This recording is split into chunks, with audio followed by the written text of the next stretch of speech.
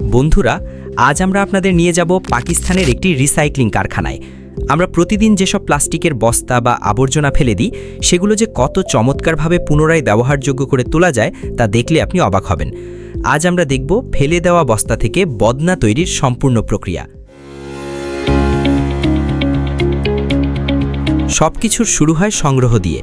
পাকিস্তানের বিভিন্ন শহর ও ভাঙাড়ি দোকান থেকে হাজার হাজার পরিত্যক্ত প্লাস্টিক বস্তা সংগ্রহ করে এই কারখানায় নিয়ে আসা হয়। এই নোংরা আবর্জনাগুলোই আজকের এই অবিশ্বাস্য রূপান্তরের প্রধান কাঁচামাল। প্রচণ্ড তাপে প্লাস্টিকের এই বস্তাগুলো ধীরে ধীরে গলতে শুরু করে। এক পর্যায়ে এগুলো একদম ঘন আঠালো তরল বা কাদার মতো হয়ে যায়। প্লাস্টিকগুলো যখন সম্পূর্ণ তরল হয়ে যায়, তখন সেই উত্তপ্ত মিশ্রণটিকে কড়াই থেকে বের করে একটি সমান মেঝে বা সমতল জায়গায় ঢালা হয়। এখানে শ্রমিকরা লাঠির সাহায্যে সেটিকে সমান বা লেভেল করে দেন। এরপর কিছুক্ষণ অপেক্ষা করা হয় যাতে এটি ঠান্ডা হয়ে পাথরের মতো শক্ত হয়ে যায়। এই শক্ত চাকতিটিই হচ্ছে বদনা তৈরির আসল উপাদান।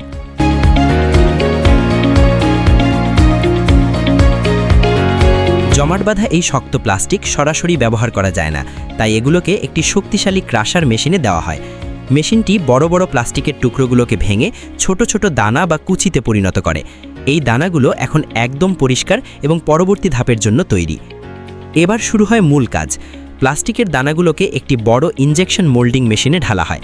মেশিনটি এই দানাগুলোকে পুনরায় গলিয়ে অতি উচ্চ চাপে বদনার একটি স্টিলের ছাঁচ বা সাঁচের ভেতরে পাঠিয়ে দেয়। মাত্র কয়েক সেকেন্ডের মধ্যে ছাঁচটি খুলতেই বেরিয়ে আসে একটি পূর্ণাঙ্গ প্লাস্টিকের বদনা। ছাঁচ থেকে বের করার পর দেখা যায় বদনার মুখে বা জয়েন্টের জায়গায় কিছু বাড়তি প্লাস্টিক লেগে আছে।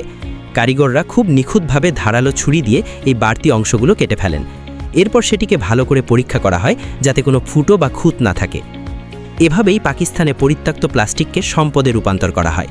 একটি পুরনো বস্তা থেকে তৈরি হয়ে গেল নতুন চকচকে বদনা। এই প্রক্রিয়ার মাধ্যমে যেমন পরিবেশ পরিষ্কার থাকছে, তেমনি সস্তায় প্রয়োজনীয় পণ্য তৈরি হচ্ছে। আমাদের আজকের এই ভিডিওটি আপনাদের কেমন লাগলো তা কমেন্টে অবশ্যই জানাবেন। এমন আরও শিল্প কারখানার ভিডিও দেখতে চ্যানেলটি সাবস্ক্রাইব করে রাখুন।